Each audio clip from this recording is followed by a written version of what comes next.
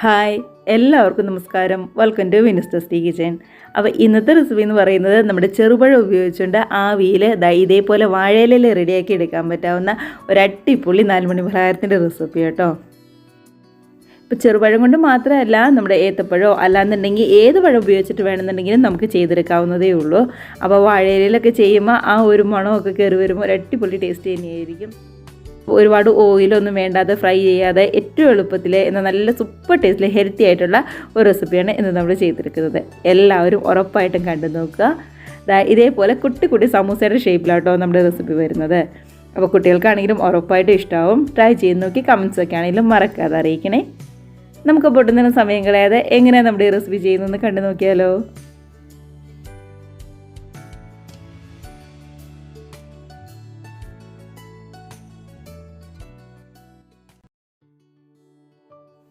അപ്പോൾ നമുക്ക് ആവിക്ക് വെക്കുന്നതിന് മുമ്പായിട്ട് ചെറിയൊരു മിക്സ് ഒന്ന് റെഡിയാക്കി എടുക്കണം. അതിനായിട്ട് ഞാനിവിടെ ഒരു പാൻ അടുപ്പത്ത് വെച്ചിട്ടുണ്ട്.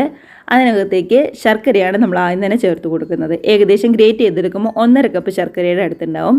ഇതിപ്പം 4 അച്ച് ശർക്കരയാണ് ഞാൻ എടുത്തിരിക്കുന്നത്. നല്ല മധുരം ഉള്ളതായതുകൊണ്ട് കേട്ടോ ഞാൻ 4 അച്ച് എടുത്തത്. ഇല്ലാന്നുണ്ടെങ്കിൽ ഒരു 5-6 അച്ച് വരെ നമുക്ക് എടുക്കാവുന്നതേ ഉള്ളൂ. ഇതിനകത്തേക്ക് 2 കപ്പ് 250 ml കപ്പിന് 2 കപ്പ് വെള്ളമാണ് ഒഴിച്ചു കൊടുക്കുന്നത്. ഗ്ലാസ്സിലാണെന്നുണ്ടെങ്കിലും 2 ഗ്ലാസ് വെള്ളം എടുക്കുക. ബാക്കി എല്ലാ അളവുകളും അതേ ഗ്ലാസ്സിൽ തന്നെ എടുക്കണമെന്ന് മാത്രമേ ഉള്ളൂ. അപ്പം ഇനി ഇത് ശർക്കരയൊക്കെ നന്നായിട്ടൊന്ന് ഉരുകി ശരിക്കും ഒന്ന് തിളച്ച് വരണം. കണ്ടോ, ശർക്കരയൊക്കെ നന്നായിട്ട് ഉരുകി ശരിക്കും ഒന്ന് തിളച്ച് വന്നിട്ടുണ്ട്. അപ്പോൾ ഈ സമയത്ത് നമുക്ക് ഗ്യാസ് ഓഫ് ചെയ്തതിന് ശേഷം ഈ ഒരു അരിപ്പയിലൂടെ ഇതൊന്നും അരിച്ചെടുക്കണം. ഇല്ലാന്നുണ്ടെങ്കിൽ ചിലപ്പോൾ കല്ലോ മണ്ണോ പൊടിയോ അങ്ങനെയൊക്കെ ഉണ്ടാവും. അതുകൊണ്ട് ഒന്ന് അരിച്ചിട്ട് നമുക്ക് വീണ്ടും ഇതേ പാത്രത്തിലേക്ക് തന്നെ ഒഴിച്ചു കൊടുക്കാം. ഞാൻ നന്നായിട്ട് തന്നെ ഒന്ന് അരിച്ചെടുത്തിട്ടുണ്ട്. അതിനുശേഷം ഗ്യാസ് കത്തിച്ച് അതേ പാത്രത്തിലേക്ക് തന്നെ വീണ്ടും ഒന്നും കൂടി അത് ഒഴിച്ചു കൊടുക്കുകയാണ്. അപ്പോൾ കല്ലും മണ്ണൊന്നും ഇല്ലാത്ത ശർക്കരയാണെന്നുണ്ടെങ്കിൽ കുഴപ്പമൊന്നുമില്ല. ഇനി അതൊക്കെ ഉള്ളതാണെന്നുണ്ടെങ്കിൽ ഇതേപോലെ ഒന്ന് അരിച്ചെടുത്തിട്ട് ചെയ്യാനായിട്ട് ശ്രദ്ധിക്കണേ. ഇനിയിപ്പോൾ ഈ ശർക്കരയിലേക്ക് ഒരു 1/4 ടീസ്പൂൺ എടുത്ത് ഏലക്ക പൊടിച്ചതും അതേപോലെ തന്നെ ഒരു 1/4 ടീസ്പൂൺ എടുത്ത് ഉപ്പും കൂടിയാണ് ചേർത്ത് കൊടുക്കുന്നത്. ആ മധുരമൊക്കെ ജസ്റ്റ് ഒന്ന് ബാലൻസ് ചെയ്യാൻ വേണ്ടിയിട്ടാട്ടോ നമ്മൾ ഒരു 1/4 ടീസ്പൂൺ എടുത്ത് ഉപ്പ് ചേർത്ത് കൊടുക്കുന്നത്. നന്നായിട്ട് തന്നെ ഒന്ന് തിളച്ച് വരട്ടെ. കണ്ടോ, നന്നായിട്ട് ഏലക്കപ്പൊടിയൊക്കെ ചേർത്ത് തിളച്ച് വന്നപ്പോൾ ഇതിനകത്തേക്ക് അരിപ്പൊടിയാണ് ചേർത്ത് കൊടുക്കുന്നത്. നമ്മുടെ ഇടിയപ്പത്തിനോ ഒപ്പത്തിനൊക്കെ എടുക്കുന്ന സാധാരണ അരിപ്പൊടി ഉണ്ടല്ലോ, അതാണ് 1 കപ്പാണ് എടുത്തിരിക്കുന്നത്. കൂടെ തന്നെ 1/2 കപ്പ് റവയും കൂടി ചേർത്തിട്ടുണ്ട്. വറുത്ത റവയോ വറുക്കാത്ത റവയോ ഏതാണെങ്കിലും കുഴപ്പമുണ്ടാവില്ല. അപ്പോൾ 2 കപ്പ് വെള്ളത്തിന് 1 കപ്പ് അരിപ്പൊടിയും അതേപോലെ തന്നെ 1/2 കപ്പ് റവയും കൂടി ചേർത്ത് കൊടുക്കുക. അതിനുശേഷം ഒട്ടും തന്നെ കട്ടകളൊന്നുമില്ലാതെ ഗ്യാസ് ഒരു മീഡിയം ഫ്ലെയിമിലോ ലോ ഫ്ലെയിമിലോ ആക്കിയിട്ട് ശരിക്കും ഇതേപോലെ ഒന്ന് മിക്സ് ചെയ്ത് കൊടുക്കുക. ഒട്ടും തന്നെ കട്ടകളില്ലാതെ നന്നായിട്ട് ഇതേപോലെ പാനിൽ നിന്ന് വിട്ട് വരുന്ന ആ ഒരു പരുവം വരെ ഒന്ന് മിക്സ് ചെയ്ത് കൊടുക്കുക കേട്ടോ. അതിനുശേഷം ഗ്യാസ് അങ്ങ് നമുക്ക് ഓഫ് ചെയ്യാം. ഇനി നമുക്ക് പഴമൊക്കെ ചേർത്ത് കൊടുക്കണം. അപ്പോൾ ഇത്രയേ ഉള്ളൂ നമ്മുടെ മിക്സിൻ്റെ പരിപാടി എന്ന് പറയുന്നത്. ഇനി നമുക്ക് വേറെ കുറച്ച് ചേരുവകളും കൂടി ഒന്ന് ചേർത്ത് കൊടുത്താൽ നമ്മുടെ മിക്സ് ഇവിടെ റെഡി ആയിട്ടുണ്ട്. അപ്പോൾ ഞാനിവിടെ ചെറുപഴമാണ് എടുത്തിരിക്കുന്നത്. ഒരു 5 ചെറുപഴം എടുത്തിട്ടുണ്ട്. ഏത് ചെറുപഴം വേണമെന്നുണ്ടെങ്കിലും എടുക്കാം. നമ്മുടെ റോബസ്റ്റ പഴമോ അല്ലാന്നുണ്ടെങ്കിൽ പാളയംകുടം പഴമോ നമ്മുടെ പൂവമ്പഴമോ ഏത് വേണമെന്നുണ്ടെങ്കിലും നമുക്ക് എടുക്കാം കേട്ടോ. അതൊന്നും കുഴപ്പമില്ല. അതിനുശേഷം ഇതേപോലെ ഫോക്ക് ഉപയോഗിച്ച് നന്നായിട്ട് തന്നെ ഒന്ന് ഉടച്ചെടുക്കണം. കൈവച്ച് ഉടച്ചെടുത്താലും മതി. മിക്സിയുടെ ജാറിലിട്ട് ഉടച്ചെടുത്ത് കഴിഞ്ഞാൽ ഒരുപാടങ്ങ് അരഞ്ഞു പോകും. അത്രയും വേണ്ട. ഇതേപോലെ നന്നായിട്ട് പഴുത്ത പഴമായതുകൊണ്ട് പെട്ടെന്നങ്ങ് ഉടഞ്ഞു വന്നോളും. അപ്പോൾ ഇതേപോലെ നന്നായിട്ട് തന്നെ ഒന്ന് ഉടച്ചെടുക്കാൻ ശ്രദ്ധിക്കുക കേട്ടോ. ഇനിയിപ്പോൾ ഏത്തപ്പഴം ഉണ്ടെന്നുണ്ടെങ്കിൽ അതാണെന്നുണ്ടെങ്കിലും കുഴപ്പമുണ്ടാവില്ല. അപ്പോൾ നന്നായിട്ട് പഴുത്ത പഴം എടുക്കാനായിട്ട് പ്രത്യേകം ഒന്ന് ശ്രദ്ധിക്കണം.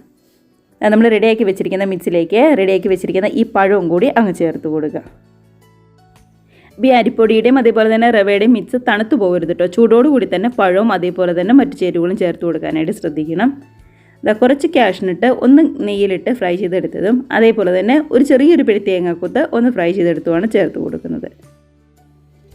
കൂടെ തന്നെ 1 ടേബിൾ സ്പൂൺ നെയ്യും കൂടി ചേർക്കുന്നുണ്ട്. നമ്മുടെ കാഷ്നട്ടും അതേപോലെ തന്നെ തേങ്ങാക്കൊത്തും ഫ്രൈ ചെയ്ത അതേ നെയ്യ് തന്നെയാണ്. ഏകദേശം 1 ടേബിൾ സ്പൂൺ എടുത്തിട്ടുണ്ടാവും. അതും കൂടി ചേർത്ത് കൊടുത്ത് കൈവച്ച് എല്ലാം കൂടി നല്ല പോലെ തന്നെ ഒന്ന് മിക്സ് ചെയ്തെടുക്കുക. അപ്പോൾ ചൂട് കൂടുതലാണെന്നുണ്ടെങ്കിൽ ഒരു സ്പൂൺ വെച്ചിട്ടാണെങ്കിലും നന്നായിട്ട് തന്നെ ഒന്ന് മിക്സ് ചെയ്തെടുത്താൽ മതിയാവും. അങ്ങനെ നമ്മുടെ മിക്സൊക്കെ ഇവിടെ റെഡി ആയിട്ടുണ്ട്. ഏറ്റവും എളുപ്പത്തിൽ സിമ്പിളായിട്ട് നമ്മുടെ പഴം ഉപയോഗിച്ചുകൊണ്ട് റെഡിയാക്കി എടുക്കാൻ പറ്റാവുന്ന മിക്സ് ആട്ടോ. അപ്പോൾ തേങ്ങാക്കൊത്തിൻ്റെയും അതേപോലെ തന്നെ കാഷ്നട്ടിൻ്റെ അളവൊക്കെ നമ്മുടെ ഇഷ്ടത്തിനനുസരിച്ച് നമുക്ക് തീരുമാനിക്കാം. അതൊക്കെ ചേർക്കാൻ കുറച്ചും കൂടി ഇഷ്ടമാണെന്നുണ്ടെങ്കിൽ കുറച്ചും കൂടി നമുക്ക് ചേർത്ത് കൊടുക്കാവുന്നതേ ഉള്ളൂ.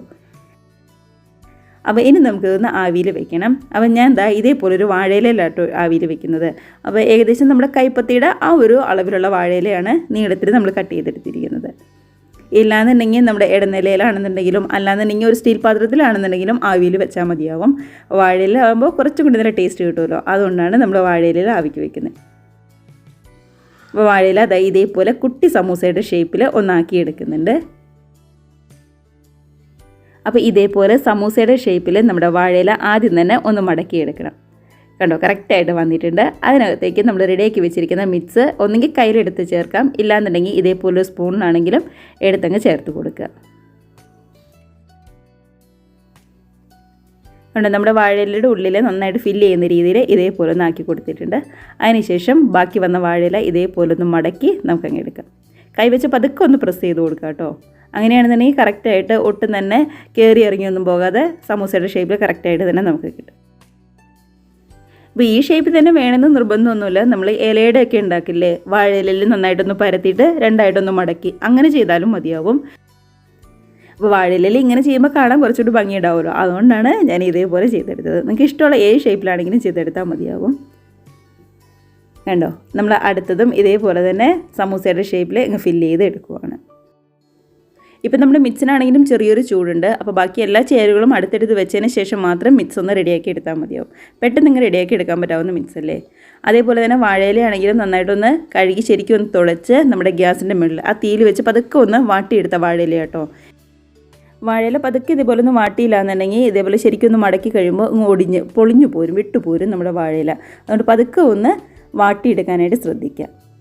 കണ്ടോ, ഇതേപോലെ കുട്ടി കുട്ടി സമൂസയുടെ ഷേപ്പിൽ നമുക്ക് കിട്ടിയിട്ടുണ്ട്. അപ്പോൾ ബാക്കി വന്ന മിക്സും പെട്ടെന്ന് തന്നെ നമുക്കങ്ങ് റെഡിയാക്കി എടുക്കാം. അങ്ങനെ നമ്മുടെ എല്ലാ മിക്സും വാഴയിലയിൽ കുട്ടി കുട്ടി സമൂസയുടെ ഷേപ്പിലാക്കി നമ്മൾ റെഡിയാക്കി എടുത്തിട്ടുണ്ട്. അപ്പോൾ ഇനി ഇതൊന്ന് ആവിക്ക് വെച്ച് റെഡിയാക്കി എടുക്കണം. അപ്പോൾ ഞാനിവിടെ ഇഡ്ഡലി പാത്രത്തിൽ വെള്ളമൊക്കെ നന്നായിട്ട് തിളപ്പിക്കാനായിട്ട് വെച്ചിട്ടുണ്ട്. അതിൻ്റെ മുകളിലേക്ക് റെഡിയാക്കി വെച്ചിരിക്കുന്ന ഓരോ സമൂസയും നമുക്കങ്ങ് വെച്ച് കൊടുക്കാം.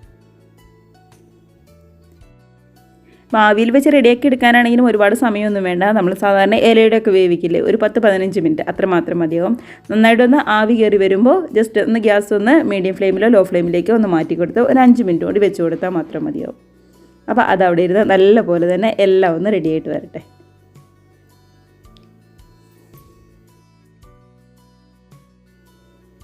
അങ്ങനെ ഒരു 15-20 മിനിറ്റിന് ശേഷം ഒന്ന് തുറന്ന് നോക്കുകയാണ്. വാഴയിലൊക്കെ നന്നായിട്ടൊന്ന് വാടി ശരിക്കും ആവി കയറി നന്നായിട്ട് തന്നെ വെന്ത് വന്നിട്ടുണ്ട്. അപ്പോൾ നമുക്ക് ഗ്യാസ് ഓഫ് ചെയ്യാം. കണ്ടോ, അപ്പോൾ ഞാൻ വേറൊരു പ്ലേറ്റിലേക്ക് മാറ്റി കൊടുത്തിട്ടുണ്ട്. ചെറിയൊരു ചൂടൊന്നും അറിയണ്ട, എന്നിട്ട് തീരെ ചൂടാറിയിട്ടൊന്നുമില്ല കേട്ടോ. വാഴയില പൊളിച്ചതായി ഇതേപോലെ നമുക്ക് നമ്മുടെ സമൂസ എടുക്കാം. കണ്ടോ, കറക്റ്റ് ഷേപ്പിലായിട്ട് തന്നെ നമുക്ക് കിട്ടിയിട്ടുണ്ട്. ഇപ്പോൾ ചെറിയൊരു ചൂടുണ്ട് കേട്ടോ. അപ്പോൾ ശരിക്കും നന്നായിട്ടൊന്ന് ചൂടാറിയതിന് ശേഷം നമുക്ക് എല്ലാ വാഴയിലയിൽ നിന്നും നമ്മുടെ സമൂസ ഇങ്ങോട്ട് വെച്ചെടുക്കാം. കറക്റ്റായിട്ട് തന്നെ വന്നിട്ടുണ്ട്.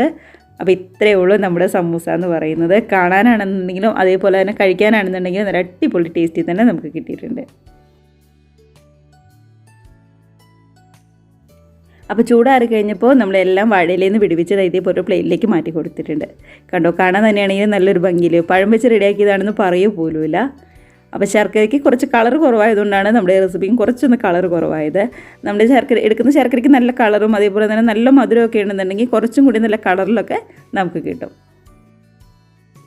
അപ്പോൾ ഇത്രയേ ഉള്ളൂ. എല്ലാവരും മിസ് ചെയ്യാതെ ഉറപ്പായിട്ടും ട്രൈ ചെയ്ത് നോക്കുക കേട്ടോ. ശർക്കരയുടെ മധുരവും അതേപോലെ തന്നെ ചേർക്കുന്ന കാഷ്നട്ട്, തേങ്ങാക്കൊത്ത് അതിൻ്റെയൊക്കെ അളവ് നമുക്ക് കുറച്ച് അങ്ങോട്ടോ ഇങ്ങോട്ടോ ഇഷ്ടത്തിനനുസരിച്ച് മാറ്റാവുന്നതേ ഉള്ളൂ. അപ്പോൾ ഇത്രയേ ഉള്ളൂ. ആവിയിൽ വാഴയിലയിൽ വെച്ച് റെഡിയാക്കിയ നല്ല അടിപൊളി പലഹാരം തന്നെയാണ്. ഉറപ്പായിട്ടും ട്രൈ ചെയ്ത് നോക്കുക. കമൻസൊക്കെ ആണെങ്കിലും മറക്കാതെ അറിയിക്കണേ. അതുപോലെ തന്നെ നമ്മുടെ ഈ റെസിപ്പിക്ക് നിങ്ങൾക്ക് ഇഷ്ടമായിട്ടുണ്ടെങ്കിൽ ഒന്ന് ലൈക്ക് അടിച്ച് മറ്റുള്ളവരിലേക്കും ഷെയറും കൂടി ചെയ്യാനായിട്ട് മറന്നു പോകരുത്. വീഡിയോ ആദ്യമായിട്ട് കാണുന്നവരാണെന്നുണ്ടെങ്കിൽ റെസിപ്പിക്ക് നിങ്ങൾക്ക് ഇഷ്ടമായിട്ടുണ്ടെങ്കിൽ പ്ലീസ് നമ്മുടെ ചാനലും കൂടി ഒന്ന് സബ്സ്ക്രൈബ് ചെയ്ത് സപ്പോർട്ട് ചെയ്യണം കേട്ടോ. അപ്പോൾ എല്ലാവരും നല്ല ഹാപ്പി ആയിട്ടിരുന്ന് കഴിക്കുക. നമുക്കിപ്പോൾ ഇതേപോലുള്ള പുതിയ നല്ല അടിപൊളി വീഡിയോസൊക്കെ ആയിട്ട് വീണ്ടും കാണാം. അതുവരെ എല്ലാവർക്കും ബൈ.